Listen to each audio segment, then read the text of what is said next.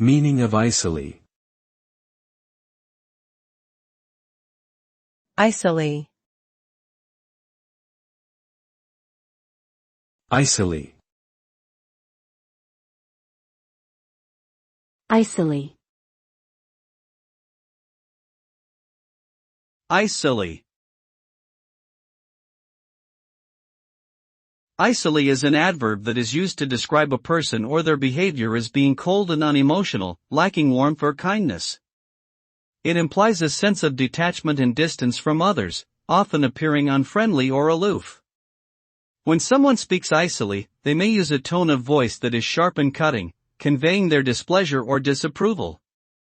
This word suggests a sense of indifference and a lack of compassion or empathy, making others feel uncomfortable and unwelcome in their presence. Overall, icily describes a demeanor that is unwelcoming, distant, and unapproachable.